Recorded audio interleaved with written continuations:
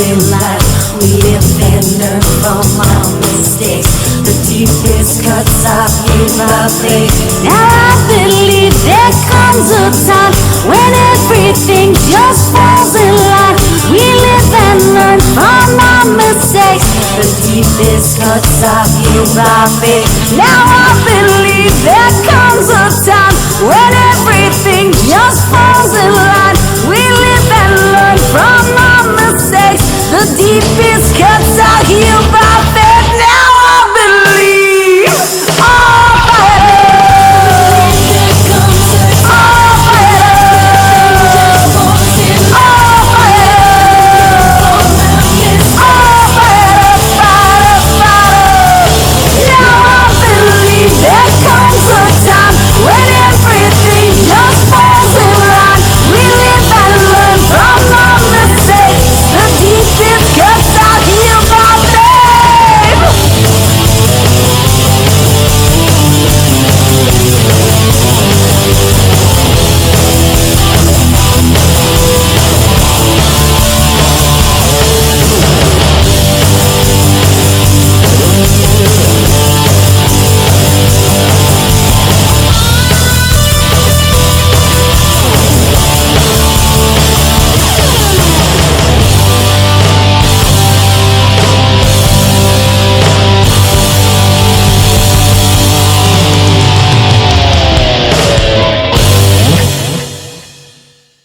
Now I'll put my coat, my host hat on.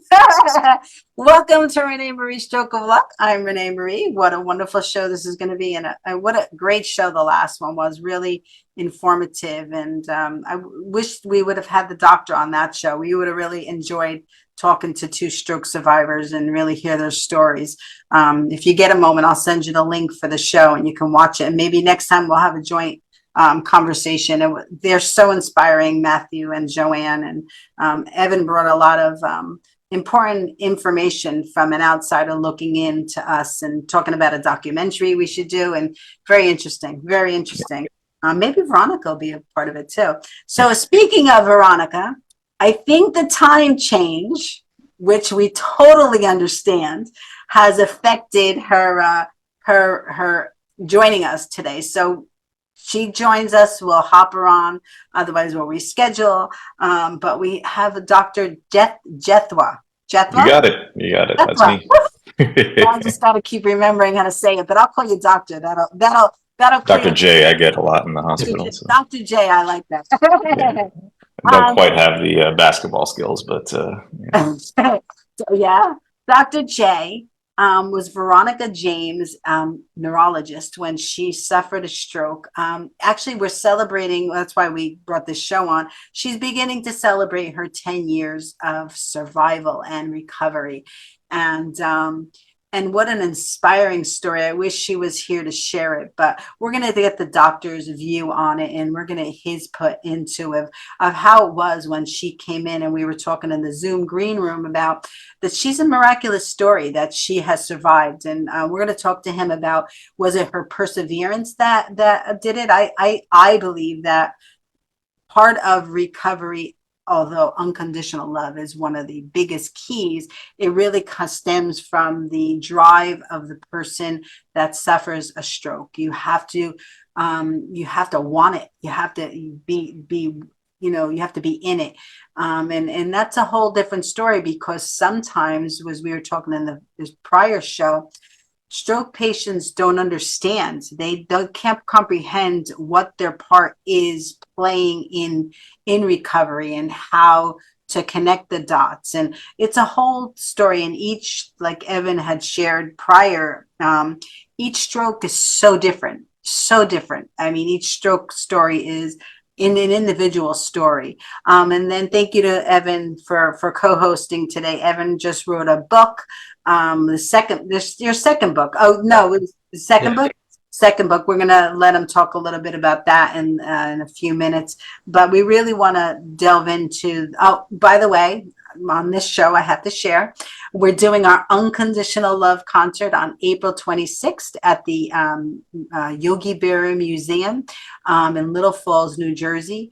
it is going to be one of the a pinpoint moment in my life. My entire life, I've really wanted to bring everything together and to perform and to bring other performers in and to bring hope to stroke survivors and to share my story and to just really show the unconditional, the fact that unconditional love plays a huge part in any recovery, and strokes as well.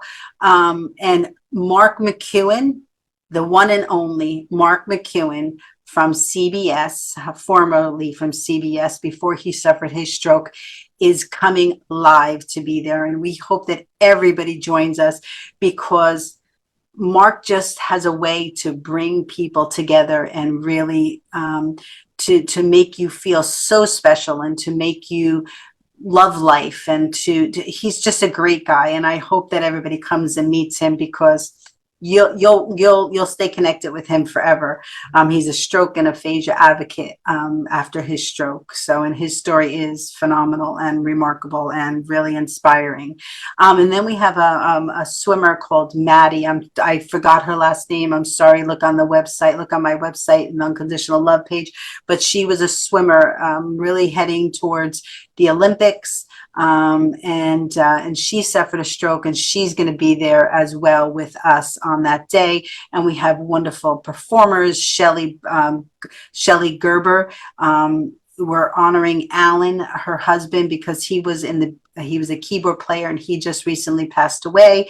And he was really initially a person that supported me without any hesitation in playing the keyboard for me while I started this journey on fundraising and for my foundation. So please join us. It is going to be an incredible an event.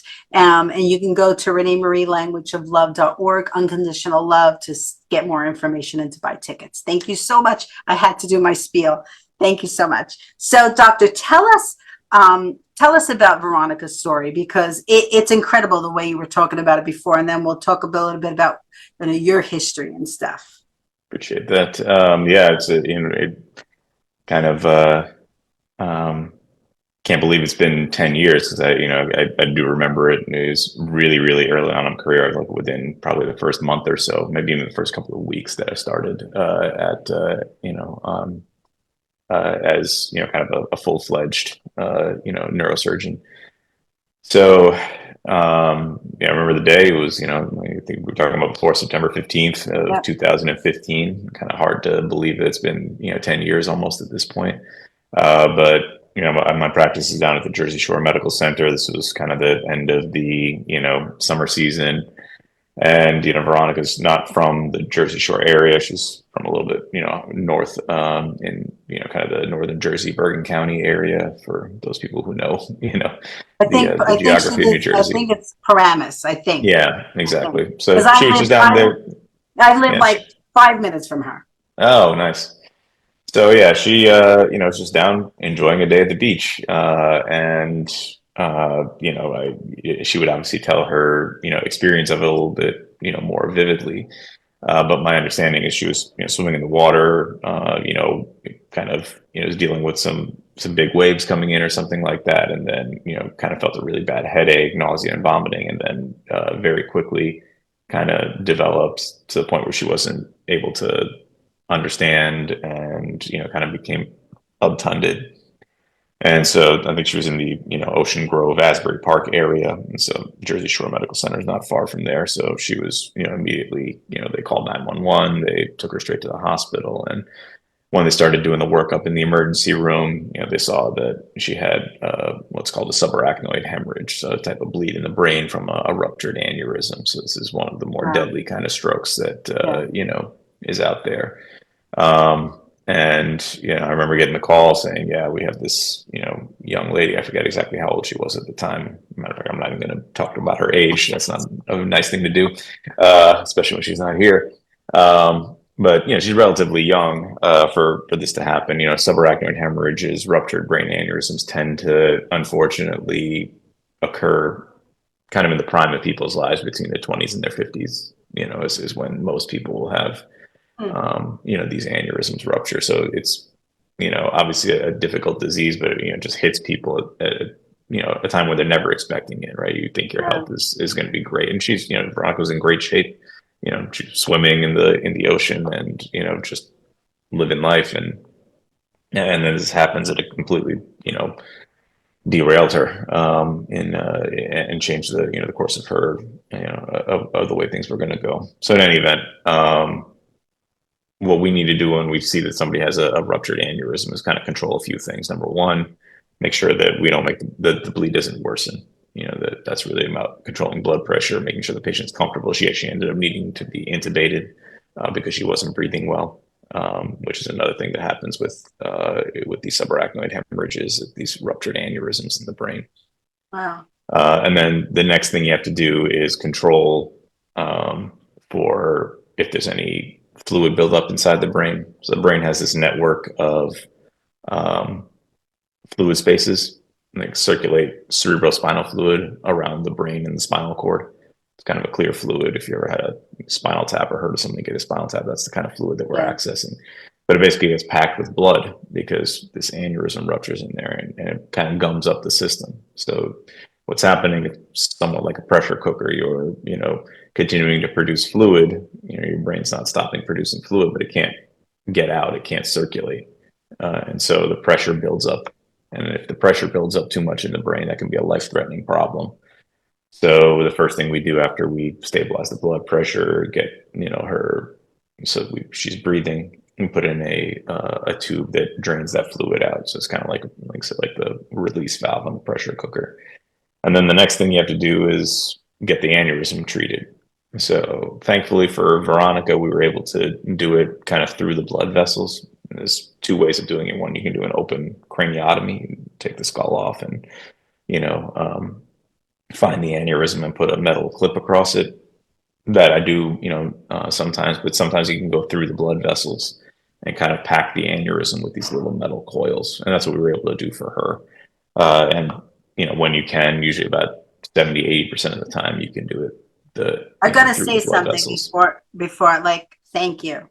Like, just the fact that you chose to be a doctor that deals with the brain, and you sometimes, I just can't imagine cutting somebody's head open and working on their to go up. It's just thank you. It's just remarkable. That's very nice of you to say. Because I just think it's time, to thank the doctors that really dedicate keeping us healthy. I appreciate you saying that. I mean, I feel lucky, that this is something that I felt like, I was good at, I was talented at. I had the resources, kind of growing up and through college and medical school to, pursue this path. And I am lucky that, patients often are very appreciative. And that's really what you do this for is, to see somebody like Veronica come in a state where that she's either going to be, dead or disabled very severely if you don't treat her. And then now 10 years later, we're, having a conversation celebrating that, she's, recovered as much as she has and is having a very positive impact on, on her community and beyond. And just living her life. She's acting, she's doing voiceovers. She's living her life the way her dreams. So, and that's just a credit to her for her desire, to bring hope to everybody. She's showcasing, she's walking the walk. She's showcasing to everybody, Oh yeah. I mean, so, I'll stay away from the technical stuff as much now, but I'm just kind of telling you, like, Veronica had every complication under the sun, kind of from her hospital course there. So, after we treated the aneurysm, she ended up going into something called vasospasm. She lost the ability to speak. She dropped a lung at one point, like had to have a chest tube put in. It was, like just one thing after another, after another, after another. She ended up needing a permanent shunt placed. Like, there's just a lot that ended up happening. And so by the time she left the hospital, she was very, very weak. She couldn't speak. She could understand a little bit, but she had what's called mutism. I mean, she couldn't get the words out. And, it was just, you never know what somebody like that actually, for me, like this is her case is a learning experience because it's pretty early in my career. Usually when in training, you learn how to do the technical aspects of like, all right, I'm doing, I got to do this part of this procedure in order to get through and treat this disease, in this Right. case, an aneurysm. Right. But I never really got to see the outpatient, follow up, what somebody looks like, 6 months down the road, a year down the road, 2 years, 5 years, 10 years now down the road. Yeah. It was a learning experience for me that, when we're residents, we kind of, we get them through the hospitalization when you're in training. And, at that point, you kind of hand them off to the next thing. They maybe follow up with the surgeon that was taking care of them a few times, and then that's it. But for Veronica, I was able to, kind of see, I think it was maybe 3 months down the road, I might have had a follow-up visit with her, just to make sure everything was going okay, make sure her follow-up imaging looked okay. And, she was in a wheelchair, just starting to move a little bit, just starting to get a few words out. Wow. She also, I think you were talking before about having a support network. Paul, her partner was Yeah. very, very supportive, brought her to every follow-up appointment, every, test that she needed to get done, every, little thing that needed to be done for her. He was there every step of the way and very, very supportive. She was the So, perfect one for our documentary, going back to what Evan had said, because, unconditional love, right? We keep going back to unconditional love, that when you have that, I mean, yes, people do recovery, but it just makes the recovery so much stronger when you have that unconditional love, when you could feel that somebody's there supporting you no matter what you're going through. It helped me. I just can't even tell you how much it helped me to have that unconditional love by my side. So sorry, go ahead. no, no worries. No, it's an excellent point to, continue making because, it's 100% true. And I think you were talking before about like, how does somebody start at the beginning of a stroke, recovery process? And I think you have to have a purpose. It has to be willing to go through all that work, all that, sometimes feels like a fight or feels like a really, huge uphill battle. When I Having was people around when you I was helps. at one time, I was asked to be an ambassador for Valley Hospital, and which was where I had my stroke, at Valley Hospital. And that's what I brought to the table. Was they doctors, as you know, or nurses, can't say to the patient that you have to want to fight. You have to, this has to come from you. Like, I had to inspire them to want to live, to want to fight, to want to desire it, because without that, they're not going to make it. They're not going to. So it takes this passion of your own to, and that's where your support system comes in, and that's where the unconditional love comes in. Because if you love somebody, you want to fight for them. You want to get better, to be part of their lives. So Mhm. yeah, there's a whole different philosophy. So Absolutely. Absolutely. 100% right. So, I think when I saw her at like, I think, this is going back a few years now. So it's, this part of it is a little bit shaky in the actual timing, but probably around 6 months to a year, I really started to see that she was making, really dramatic strides in her improvement. She was now, kind of doing therapy on an outpatient basis. And, Veronica's a voice actress, right? So this is like the absolute worst thing that could have happened to her, is to not be able to speak properly and having to relearn how to speak. and I Because couldn't she does sing. that for a living, Yeah, I exactly. couldn't sing for 2 years after my stroke, which was devastating. You could take anything away from me, but you Yeah. take something that's yours, that nobody else. I Mhm. can understand that so well. I can Yeah. understand.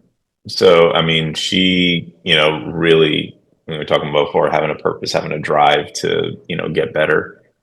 She had that, nothing was going to really stop her from, Yeah. making a recovery here, not the statistics, not the odds, not what other people was saying. And that was really inspiring to see, again, nothing that I had seen in my career up to that point.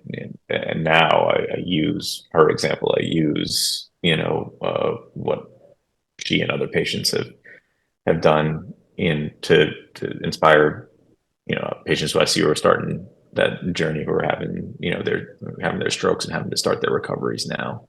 So, it's been like I said, 10 years. It's really amazing to think, but I think she was, I've been following her career a little bit. She's been on shows, that she's gotten to the point where she's back on, doing a lot of audiobooks and things like that. So it's been really, really amazing to kind of watch.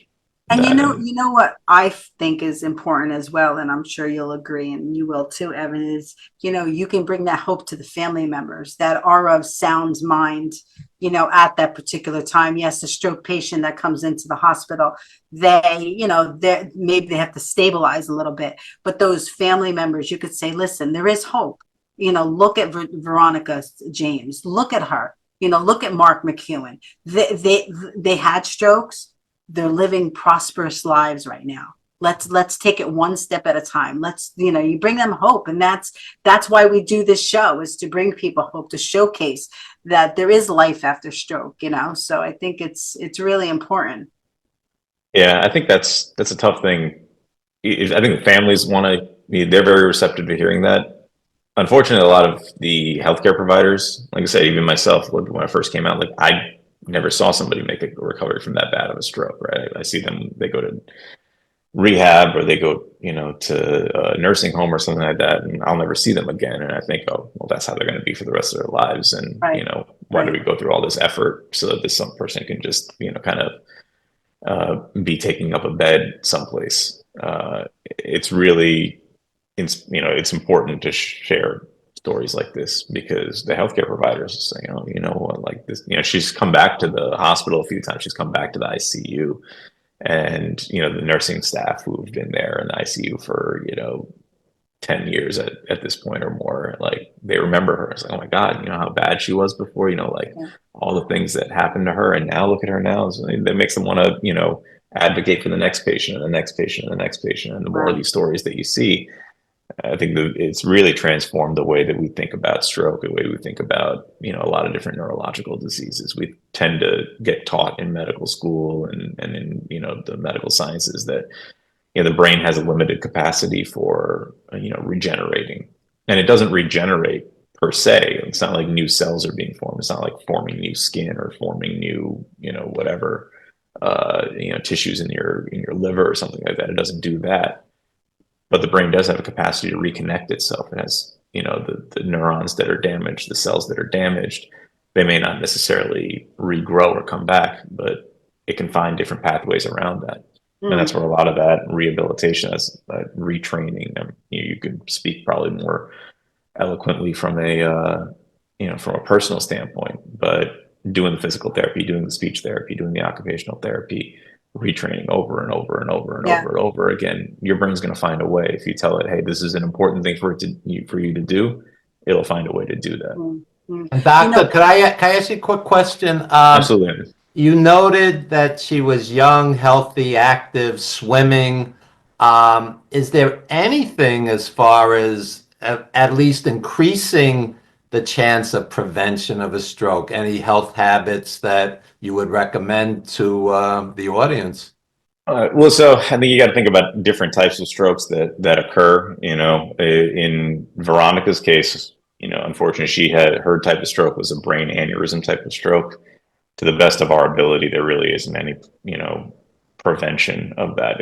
We don't have a very good understanding in the scientific community of how aneurysms develop. We know that they develop in certain areas. We know that they, potentially can run in families. We know that there's association with certain medical conditions, but Veronica, 90% of brain aneurysms that are out there are just random events. Right. So in her situation, unfortunately, there really wasn't there's no prevention of this. This is why aneurysms are so frustrating. It's like, God, these people are doing everything right. They're young, they're healthy, they're living their lives. And now, bam, everything, is going to take a different course after these aneurysms rupture. In terms of the other types of strokes that are out there, though, those ones, there is more of a role of prevention, right? So the majority of strokes, 80% or more, are what we call, the fancy term for it is called ischemic, but basically it means where there's a blockage or a narrowing or a lack of blood flow related to a blood vessel in the brain or in the carotid artery potentially, but going to the brain. And so the vast majority of those develop because of just medical conditions that clog arteries, high blood pressure, high cholesterol, diabetes, smoking, poor diet, other environmental factors and things like that.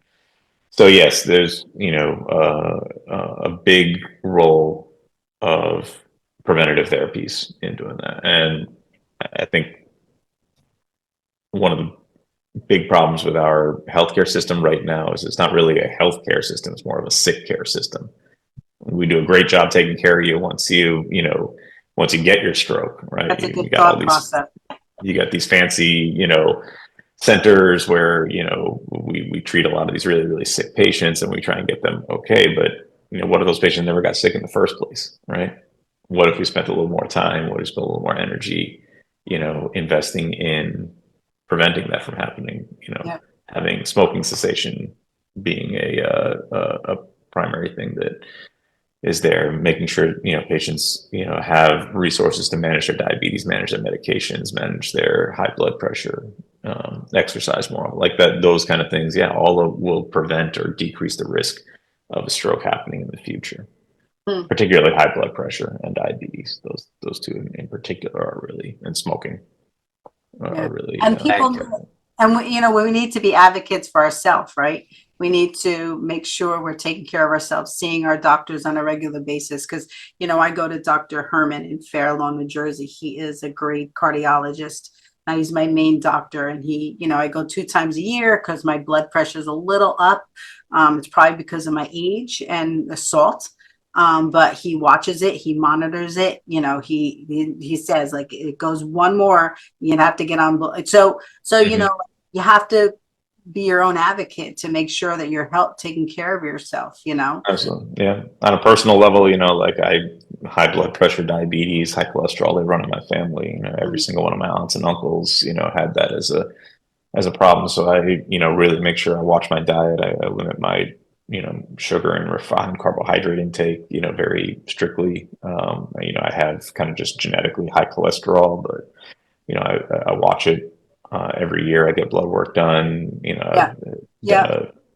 done the things to make sure that I can prevent a problem from happening, right? Like health, once you pass a certain age, is not guaranteed. You have to you got to take care of it. We don't think about this in our 20s and 30s because everything's easy. But once you start getting into your 40s and beyond, I think that's where paying a little bit more attention to those aspects is going to help. I think also, like, I think we're actually, it's very strange, but like we're kind of in the infancy of understanding where nutrition plays a role here. And we tend to think of these things as like, oh, don't eat this or do eat that, or, this is good, this is bad. I think we're learning a lot more about, nutritional science and its role in disease process, because, the food we eat is what, is going to determine our health. Yeah, it determines our health. I was just in Italy recently, right? And the food tastes different over there, right? And like, Wait. I just had, I do feng shui with this master feng shui gentleman. And he just said to me, did you ever think of moving to Italy? Because you can eat what you want in Italy. Yeah. Is that where you were going? It's kind of where I'm going with it, right? Like, these people are every day, they're, getting up, they're having their espresso, they have, a croissant, and they, have big pasta meals and, a glass of wine, a limoncello at dinner and stuff like that. And they're all living to 90 and all very healthy because they're, the food that's going into them is nourishing them. It's not ultra processed. It's not, it doesn't have a lot of additional things that are in there that aren't, that we're not sort of meant to be, ingesting into our bodies. Did you ever watch the documentary on TV, Evan? Maybe you know the name of it. It's Blue Zone or Blue. It's about people that age, areas in the country that are marked with blue. Look at it. I'll send you guys a link for it. Okay. And this gentleman goes there and he talks to them about, what they do and how they live and what they eat and the different philosophies that each takes, because they're living over 100 years old. And it's actually the community that's living over 100. It's very interesting and really, and some eat pasta every day, but they walk every day and they walk up these mountains at 100 years old, and it's really good. It's really good. My 86-year-old Tai Chi teacher is strong as a horse. He doesn't take one pill. And I'll throw this out and see what the doctor thinks. He says straight out that tapping the top of your head, the entire body, you tap, he says that can potentially help prevent stroke. I don't know what you guys think, but that's what this master Tai Chi teacher says. And he studied Chinese medicine. What do you think, doctor? Yeah, I mean, I can't really say that there's like, a lot of scientific evidence to, prove or disprove that. So, not really going to comment on that side of it. Okay. But I think the idea that, you do something to improve your mindfulness Yes. is definitely helpful. I think that, it's very easy in Western culture, particularly American Western culture, to kind of just get caught in, on the conveyor belts. Right. Very stressed out going to work and taking care of kids and taking care of your family and your house and things like that. And you just, it's sometimes quicker just to go pick up something at McDonald's and, Right. and have that. And, I mean, McDonald's is delicious. It tastes really good. It's like addictive on purpose. So it's easy to fall into those kind of traps, because making healthy food from scratch takes time, takes energy. You have to, you may not have that time or energy, you may not want to devote that time or energy. It's just that's kind of the way we are in our society. It's easier to go just order something that somebody else is going to prepare for you, but you don't necessarily know what the quality of of those ingredients are going to be. And again, that has huge impacts on your health, because what we eat a lot of times determines what our health is going to be. Right. And that's the same thing with the mindfulness. I think taking a little bit of time so you can take some of that stress off of yourself, that does have positive effects on kind of just the regulation of your hormones, your balance, your blood pressure, all those types of things. There are moves in Tai Chi and yoga that are exactly the same, just have different names. It's all healthy anyway. Absolutely. Yeah. It's I tell about a lot of my patients that I do spine surgery in addition to, cranial surgery. A lot of these patients who come in with, low back pain and leg pain and neck pain, it's because I've been sitting at a desk for, the last 30 years, like this typing. What do you expect? It's, of course, your bones in your spine are going to, be malaligned. They're going to degenerate faster, because you're not doing what it's meant to do.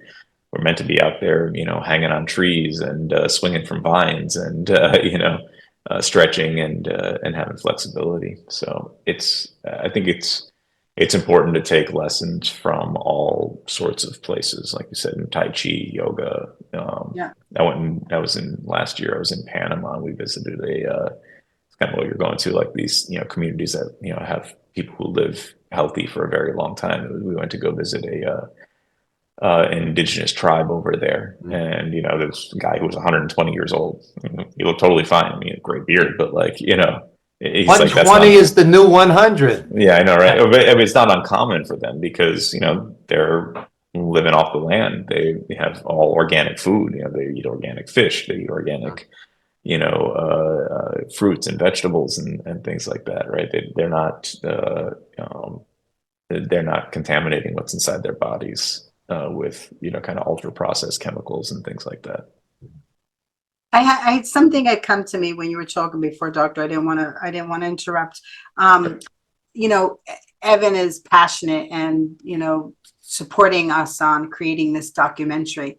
And, when we were talking before about letting families know, it'd be very interesting to have that running in hospitals, a documentary about bringing hope to people. You wouldn't even have to, you just point them in that direction while their patient is, their family member is, suffering a stroke. They could watch this. They could be an option on the TV for them to bring them some hope and really inspire them that this can be possible.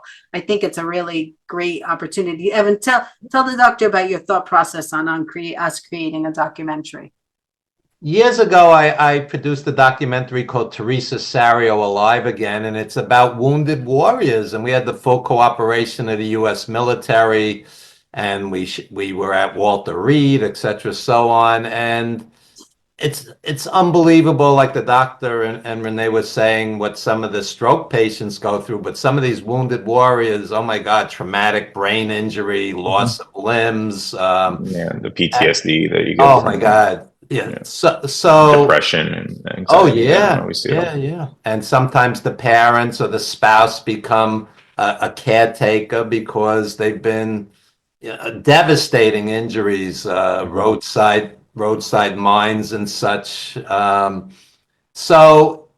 But it was very inspiring to see the comebacks that many of them made, having gone through some of these traumatic injuries. And yes, it could be inspiring to others. And I was as a filmmaker, I was recommending to Renee to do a documentary because she has so many contacts, people that have had amazing stories, amazing comebacks from strokes. And like you were talking about Veronica, you were both saying she would be a perfect subject.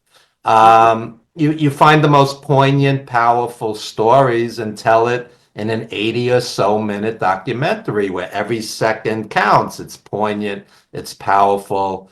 Sometimes the problem with documentaries, it just goes on too long. You could nail your point home in 80 minutes. And I'm just saying, Renee, you have the contacts to do it. Yeah. You know what I'm thinking, Evan, though, is I think like these short clips on Netflix are 20 minutes, like this, the Blue Zone. It's like a 20-minute segment for each place he goes. I think that'd be more palatable for people that are watching it, because they can watch that and then watch another one and watch another one. Yeah, well, a great short is a different art form. Yeah. Of course, you could do a 5-minute short. Yeah. But it's what you feel would work best and would inspire and influence the most people. I think it's there for you if you choose to do it, and it's not easy. We spent 6 years on a documentary project. There's fundraising and there's the shooting and the editing and the promotion and getting the distribution deal. Right. There's a lot involved, but I think you're more than capable of doing it. Well, we have you to help us guide us, so we're in good shape. We're in good shape. Happy to, yeah. So one other thing I wanted to get to, Doctor, before we, because we only have about 15 minutes left, is, I know you said this on the last show, and then I'm going to give Evan an opportunity to talk about his new book. But, why did you get into this field? And you said you had some upbringing with that inspired you to be a doctor, a neurologist. Oh my gosh! Every time I think about a brain doctor, it's miraculous to me. So tell us why and how you aspired to get in this direction. So, I think when I was growing up, I had an interest so my dad is an electrical engineer by trade, right? I remember one day just, kind of talking to him, breakfast table conversation kind of thing, right? And I think he was telling me something about like, the human nervous system, the brain kind of operates in the same way that an electrical circuit operates. And I thought he was kind of just having fun. I must have been like 9 years old. He was kind of like having fun with me or whatever. And then, kind of go through school and you take a few biology classes and you realize, oh my God, he was actually right. These are, it just, for some reason that kind of clicked with me that like, like that's an interesting way to, apply engineering principles is into neurosciences. So when I got to college, I did a major in biomedical engineering, and took some neuroengineering classes and kind of how to model a different circuits of the human brain. And I think once in college, I kind of had a inkling that I wanted to go to medical school, that was going to be where my career was going to lie. You also get, when when you're a child of an Indian immigrant as well, you kind of get pushed towards like, oh hey, like there's two things you can be. You can either be a doctor or a failure. It's like one of those two. That's kind of the joke that a lot of Indian kids get told. But in any event, like I had the grades, I had the the resources to to go to medical school. So eventually that's where I applied to medical school. Once I got into medical school, really early on, got involved with the neurosurgery department where I was at. And I knew that, kind of a surgical approach is like, obviously I knew neurosciences, somewhere in the neurosciences is something I wanted to do. I felt that my,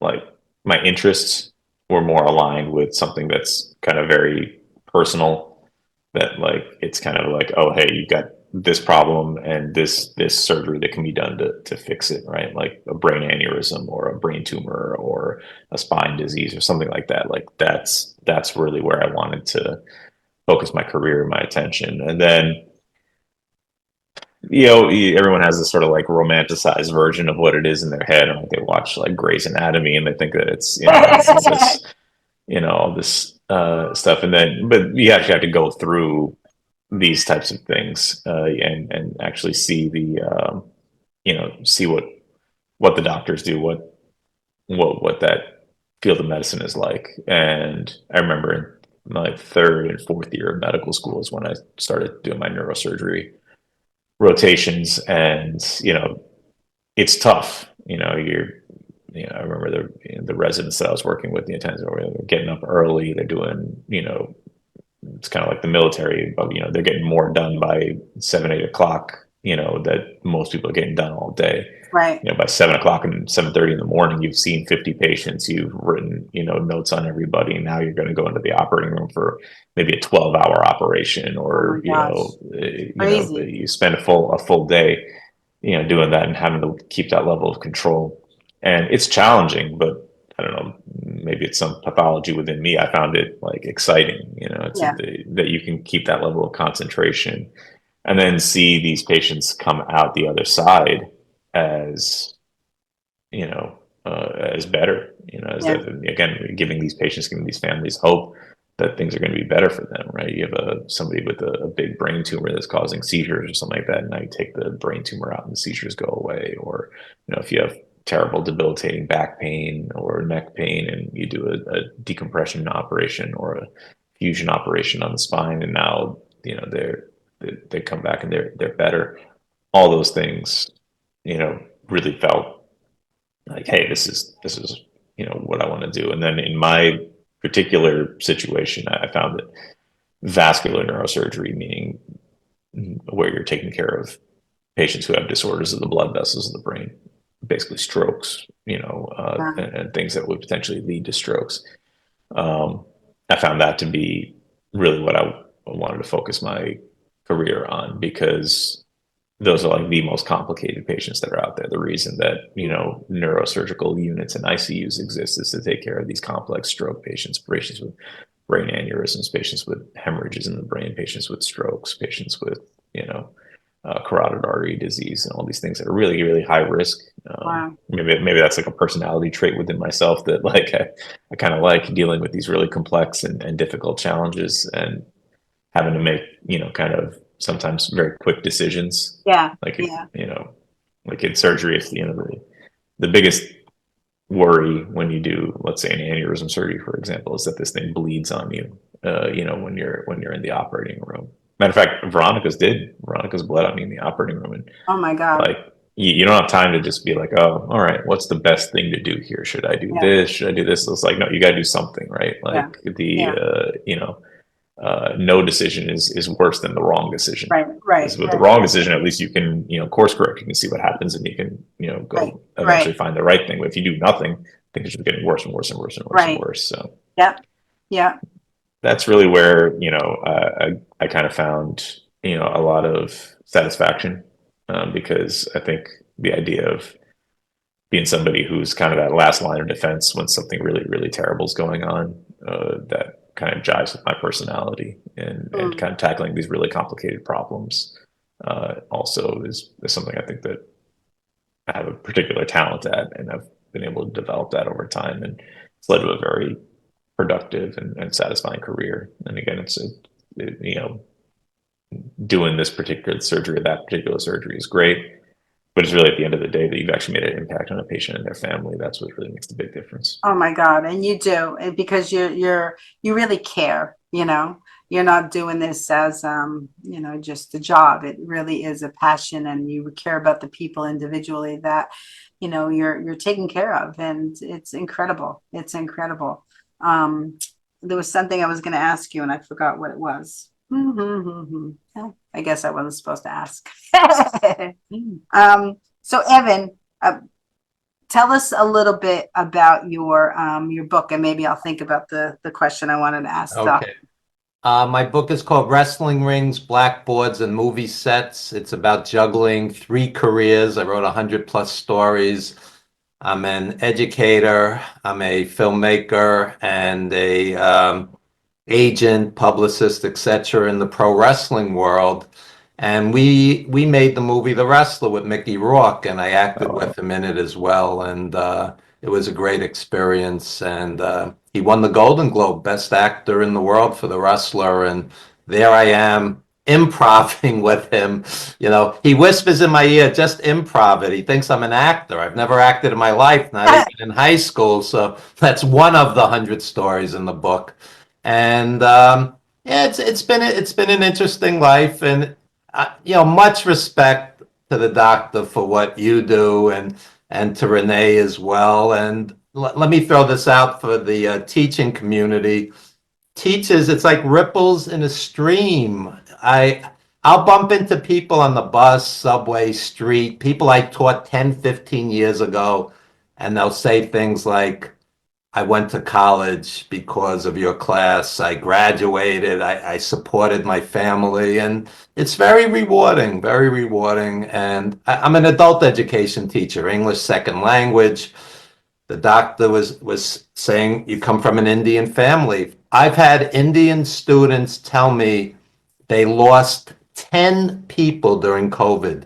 10 relatives died during COVID. India was devastated. And I'm from Queens, New York. Our communities were devastated during COVID.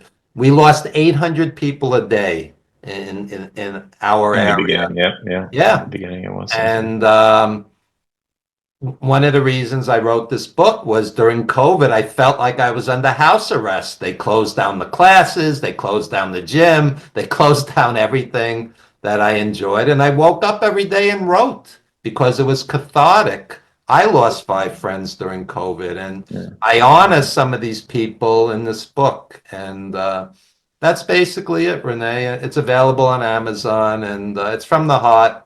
And I think I saw it has an audio version too, right? There's a Kindle ebook. Oh, Kindle. No, I need an audio version because when I'm driving, that's what I like to.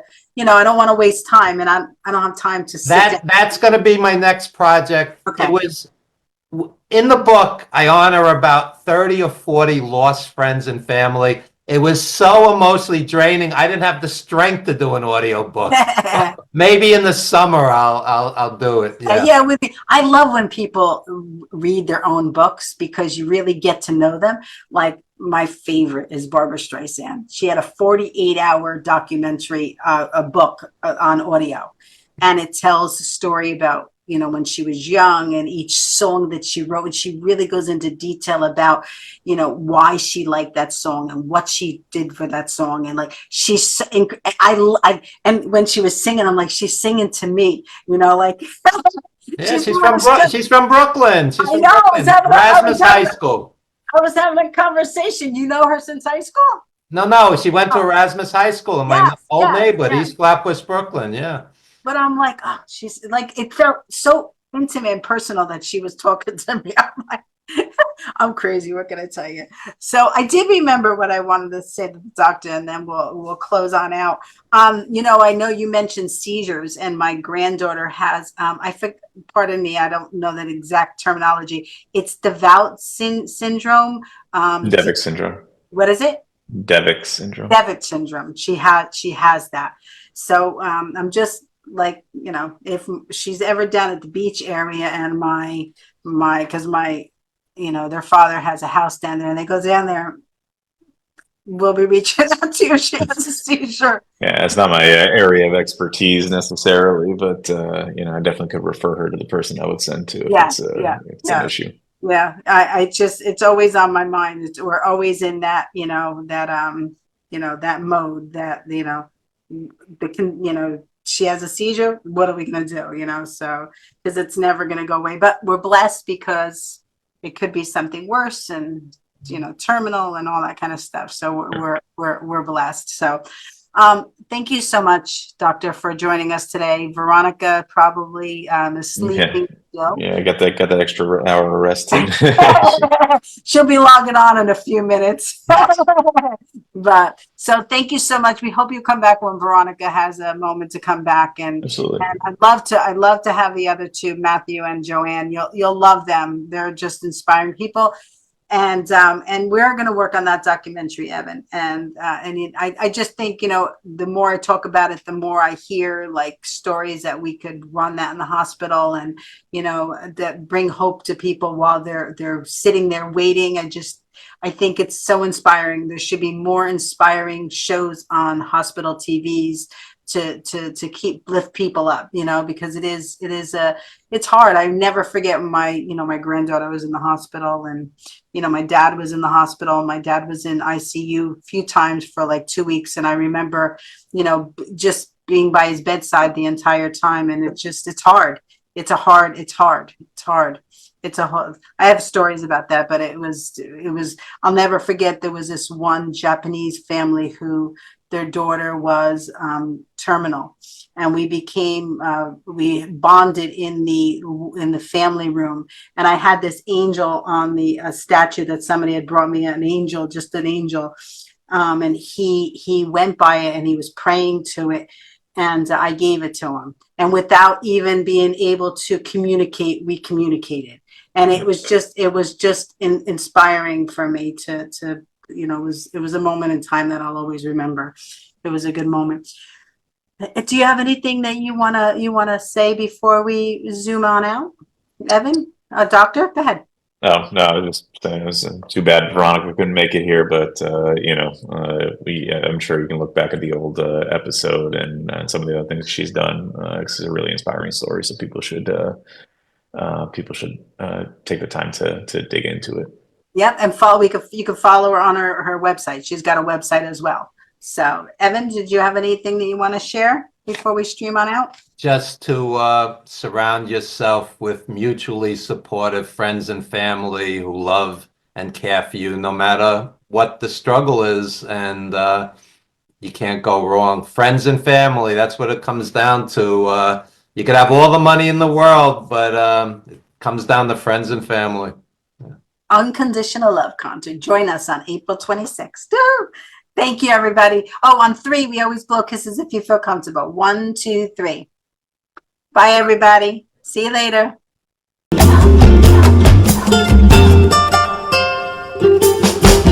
Yo no sé qué tú piensas, yo no sé lo que haré,